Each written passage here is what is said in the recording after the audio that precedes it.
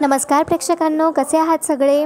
ठरलं तर मगचा आजचा एपिसोड सुरू करण्याआधी आजचा एपिसोड आपण आज पूर्ण आजीला डेडिकेट करणार आहोत. कारण तुम्हाला आता बातमी कळालीच असेल, कदाचित नसेल कळाली तर मी सांगते.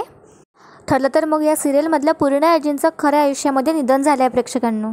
भावनांचा प्रवास या टीमकडून त्यांना भावपूर्ण श्रद्धांजली. आणि खरंच खूप वाईट झालं आहे. किती लाईफ अनप्रिडिक्टेबल असतं ना प्रेक्षकांनो. म्हणजे काल त्या दहीहंडी वगैरे साजरा करत होत्या, मस्तपैकी शूट चाललं होतं, छान ठणठणी दिसत होत्या, आणि आज अशी बातमी कळाली सकाळी उठल्याबरोबर की त्यांचं निधन झालं आहे.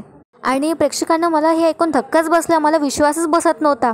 तर त्यानंतर मी कन्फर्म केलं की ठरलं तर मगच्या आजच्या एपिसोडमध्ये सुरुवातीला झी मराठी या वाहिनीनेच त्यांच्या मध्ये टाकलेलं आहे की ज्योतिताई, तुम्ही कायम आमच्या आठवणीत राहाल आणि भावपूर्ण श्रद्धांजली. त्यानंतर त्यांच्या जुन्या काही क्लिपसुद्धा दाखवल्या प्रेक्षकांनो. तर बघूया प्रेक्षकांनो, ठरलं तर मगच्या आजच्या भागाला सुरुवात करूया. आजचा भाग सुरू होतो. आता सुरुवातीला त्यांनी छानपैकी जे पूर्णाजींच्या जुन्या गोड आठवणी सिरियलमधल्या सगळ्या दाखवल्या आहेत. सायलीसोबतच्या, त्यानंतर बाकीच्या घरच्यांसोबतच्या, विमल वगैरे सगळ्यांसोबतच्या त्यांनी आठवणी छानपैकी दाखवल्या आहे. त्यानंतर आपल्याला हॉस्पिटलचा सीन पाहायला मिळतो. म्हणजे आजच्या भागाला सुरुवात होते इथून.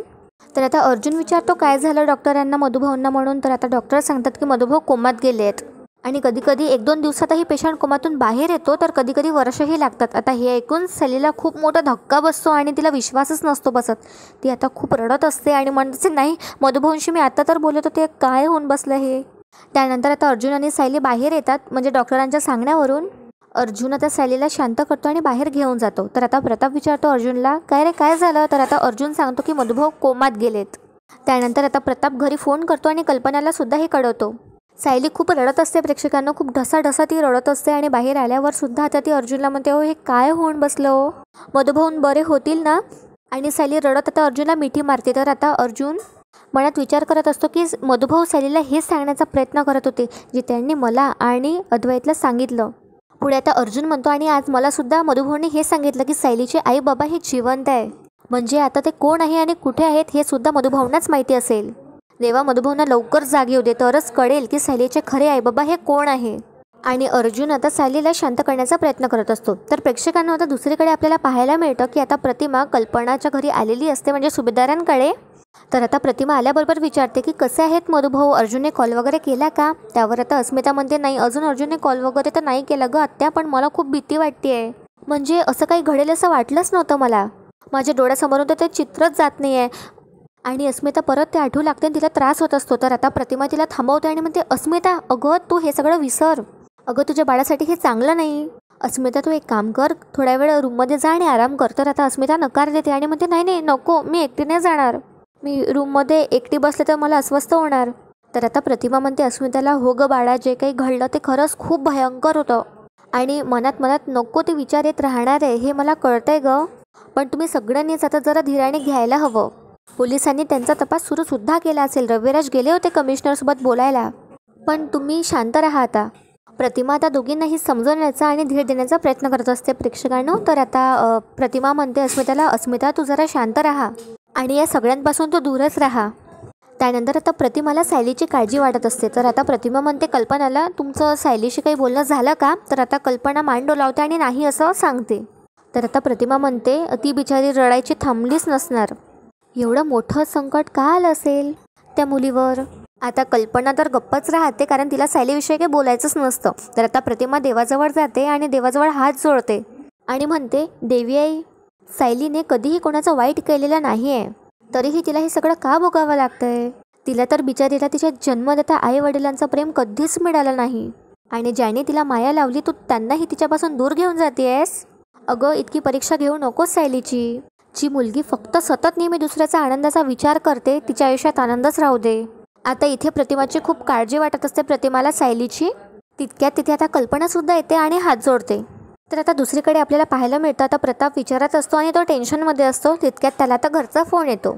आता कल्पना विचारते प्रतापला, अहो मधुभाऊ कसे आहेत, शुद्धीवर आलेत ना ते. त्यावर आता प्रताप म्हणतो की हो शुद्धीवर तर आलेत, पण लगेच बेशुद्ध झालेत आणि आता तर डॉक्टर म्हणतात की. तर आता कल्पनाला काळजी वाटू लागते आणि कल्पना म्हणते, काय काय म्हणाले डॉक्टर. तर आता प्रताप हिचकिचावतो आणि सांगतो, अगं डॉक्टर म्हणालेत की ते कोमामध्ये गेलेत आणि ते आता कधी शुद्धीवर येतील हे सांगता येत नाही. आता हे ऐकून कल्पनाला धक्का बसतो आणि कल्पना म्हणते, काय मधुभाऊ कोमात गेलेत. आणि पुढच्या क्षणी आता कल्पना म्हणते मी येऊ का तिथे. त्यावर आता प्रताप म्हणतो अगं नाही नाही, तुम्ही इथे येऊन काय करणार आहात. हे बघ आता आपण काहीही नाही करू शकत कल्पना, आपण फक्त प्रार्थना करू शकतो, तर तू घरीच थांब. आता कल्पना सांगते प्रतापला की हे बघा इथे प्रतिमा सुद्धा आली आहे, तर आम्ही दोघी लगेच येऊ शकतो. तर प्रताप नकार देतो आणि म्हणतो नाही नाही अगं तू घरीच थांब. तर बघा प्रेक्षकांनो, आता कल्पनाला सायलीची काळजी वाटत असते, पण आता ती सरळ सरळ काही बोलत नाही आणि ती म्हणते प्रतापला ऐका ना, त्या मुलीला म्हणा की काही खाऊन घे. तर आता प्रताप म्हणतो तू बोलणार आहेस का सायली बरोबर, तिला देऊ का फोन. तर आता कल्पना नकार देते आणि म्हणते नाही नाही तुम्ही सगळ्यांची काळजी घ्या, हां ठेवतो मी फोन. आणि असं म्हणत आता कल्पना लगेच फोन ठेवून देते. कल्पनाचंही वेगळंच आहे प्रेक्षकांना, म्हणजे काळजी तर वाटते पण सरळ आता काही बोलणार नाही तिच्याशी. तर आता इकडे प्रतिमा येते आणि म्हणते कल्पना तुला सुद्धा सायलीची काळजी वाटते ना गं. तर आता कल्पना म्हणते अगं मला का तिची काळजी वाटेल, म्हणजे ती खोटं बोलत असते प्रतिमाशी. तर आता पुढे कल्पना ते असं म्हणते प्रतिमाला की उगाच तिला काही झालं, तिची तब्येत बिघडली तर आम्हाला सगळं निस्तरावं लागेल ना, म्हणून म्हणाले. आणि आता कल्पना पुढे तिथून निघून जाते आणि हे प्रतिमाच्या सुद्धा लक्षात येतं आणि प्रतिमा मनात म्हणते की तुझ्या मनात सायलीबद्दल इतकं प्रेम आहे ग कल्पना, तरीही ते तुझ्या रागावर मात का करत नाहीये. तू स्वतःभोवती उभ्या केलेल्या ह्या भिंती कधी आणि कशा तुटेल ग, असा आता प्रतिमा मनात विचार करत असते. तर दुसरीकडे आपल्याला पाहायला मिळतं की नागराज आता घाबरतच महिपतच्या शरणी जातो आणि महिपतच्या घरी येतो, तो चाकू घेऊन तसाच्या तसाच. ज्या चाकूने त्याने मधुभाऊला मारलं असतं बस तो चाकू त्याच्या हाती असतो आणि तो धावतच आता महिपतकडे येतो. आणि हे बघून आता महिपत म्हणतो नागराज शेठ हे काय बघतोय मी, तुमच्या हातात सुरा, काय केलं काय तुम्ही. तर नागराज आता घाबरतच म्हणतो ते दार लावा आधी, ते दार लाव. तर आता महिपत म्हणतो आम्हाला सवयच आहे, आमच्या घरात सगळं चालतं, त्याचं टेन्शन तुम्ही घेऊ नका, पण तुम्ही करून काय आले. तर आता नागराज खूप घाबरलेला असतो आणि तो म्हणतो असतो महिपतला अरे मला नाही सवय या सगळ्यांची, तू दार लाव ना आधी प्लीज.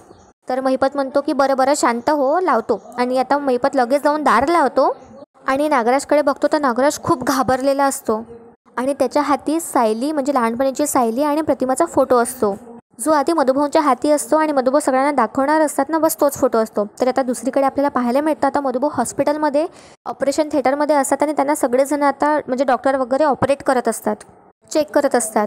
तर प्रेक्षकांना मधुभाऊंची काहीच हालचाल होत नसते आणि मधुभाऊ कारण आता कोमामध्ये गेले असतात. त्यानंतर इकडे आता घाबरलेल्या नागराजला महिपत विचारतो नागराज शेठ तुम्ही काय करून आला सांगा तर, काय गेम बिम केला काय कोणाचा. तर नागराज आता घाबरतच सांगतो महिपतला की हो गेमच केलाय. तर आता महिपतला धक्का बसतो आणि महिपत म्हणतो कोणाचा कधी. तर आता नागराज सांगतो मधुभाऊचा. आणि जे काही घडलं ते आता नागराज सगळं काही ते महिपतला सांगू लागतो.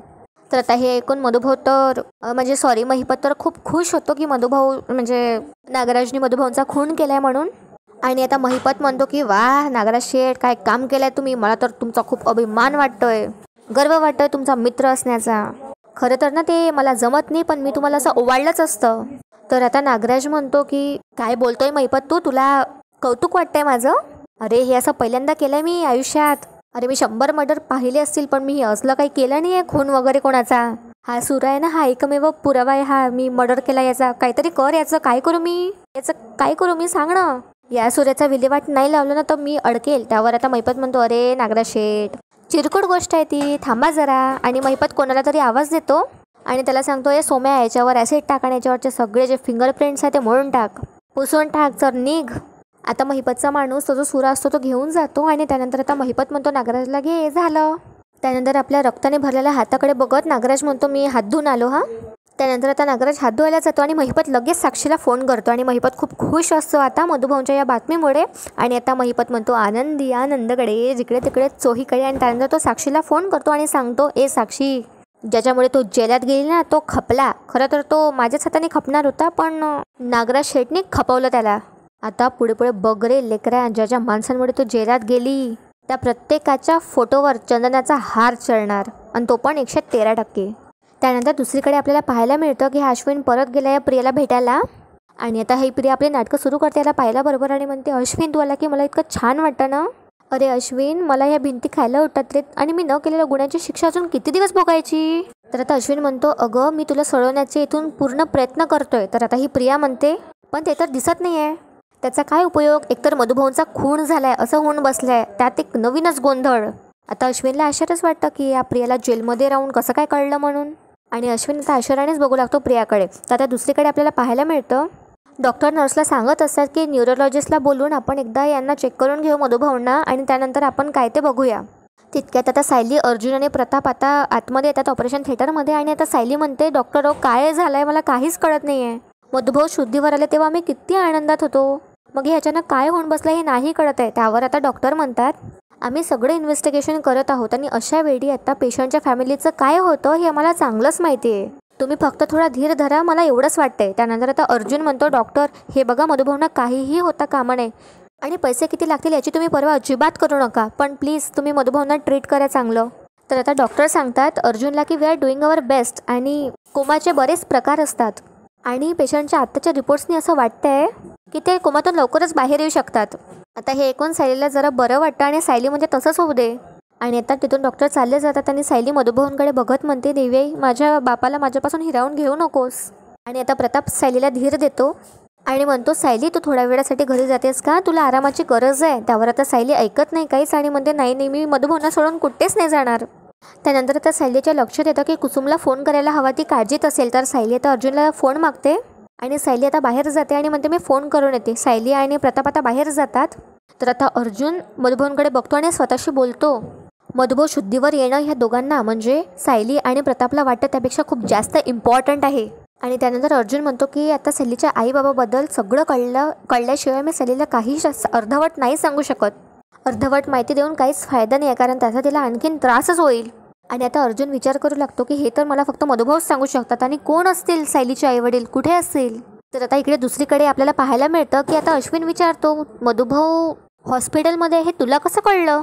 तर आता बघा प्रिया कशी निस्तरते. प्रिया म्हणते, तुला काय वाटतं अश्विन, बाहेरच्या बातम्या इथे पोचत नाही. हळूच आवाजात ती आता अश्विनला सांगते, कॉन्स्टेबलकडे अशी बघते आणि ती आता पुढे अश्विनला सांगते की इथला एक माणूस महिपतनी विकलाय आणि त्या माणसाने आता साक्षीला जेलमध्ये फोन दिलाय आणि म्हणून आता साक्षीला सगळे अपडेट्स मिळत असतात. आणि आता अश्विन म्हणतो, काय महिपतने जेलमध्ये साक्षीला फोन. त्यावर आता इकडे प्रिया म्हणते अश्विनला, हळूहळू. आणि पुढे आता प्रिया म्हणते, अश्विन हे बघ प्लीज कोणाला सांगू नको आणि प्लीज कंप्लेंट वगैरे करू नकोस, नाहीतर साक्षी मला जेलमध्ये खूप त्रास देईल. तर आता हे ऐकून अश्विनला खूप धक्का बसतो आणि अश्विन म्हणतो, बाप रे किती नीच आहे हे लोक. मधुभाऊंवर हल्ला सुद्धा त्या माणसानेच केला असणार, त्या महिपतनेच. आता प्रिया त्यावर हो किंवा नाही असं तर काही बोलत नाही. तर आता अश्विन म्हणतो, काय ग तुझ्या भोळेपणामुळे तू कशा माणसांमध्ये येऊन अडकली आहेस ग, आणि अगं तू का बोलत राहिली आहेस त्या साक्षीच्या बाजूने त्या कोर्टात. तर आता ही प्रिया म्हणते, मी घाबरले होते ना तेव्हा, आणि तेव्हा तू नव्हता ना माझ्या आयुष्यात. तर आता अश्विन म्हणतो, आता मी कायम तुझ्या बाजूने असणार आहे. तर आता ही प्रिया नाटकं करू लागते आणि म्हणते, या ना त्या बहाण्याने अश्विन मला बाहेर काढ. अरे अश्विन, मला मधुभाऊंची खूप काळजी वाटते आहे रे. हां मला माहिती आहे मी त्यांच्यासोबत खूप चुकीचं वागले आहेत, पण त्यांना जर काही झालं तर मी स्वतःला माफ नाही करू शकणार. हे बघ अश्विन, त्यांना भेटायला तरी घेऊन जा, मला काहीतरी कर. काहीतरी ते आजारी माणसाला भेटायला जाण्यासाठी प्रोसिजर असते ना, ती कर काहीतरी, आणि मला प्लीज इथून सोडव अश्विन प्लीज. तर आता अश्विन म्हणतो प्रियाला की हे बघ मधुभाऊंना काहीच होणार नाही. तर ही नाटकी अशी हात जोडते आणि म्हणते, देवा प्लीज माझ्या मधुभाऊंना सुखरूप ठेव. हिला काय कोणाचं करावं लागतं, हिला तर फक्त जेलच्या बाहेर निघायचं आहे प्रेक्षकांना.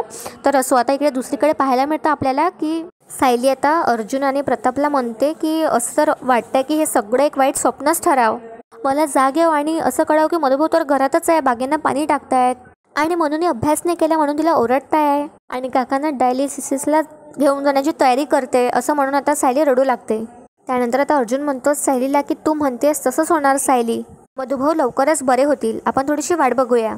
त्यानंतर आता डॉक्टर दिसतात अर्जुनला आणि अर्जुन विचारतो, डॉक्टर काही अपडेट. त्यावर आता डॉक्टर म्हणतात की हो, आम्ही जी नवीन ट्रीटमेंट सुरू केली ना त्यांनी तुमचा पेशंट रिस्पॉन्स देतोय, कदाचित ते लवकरच कोमातून बाहेर येतील.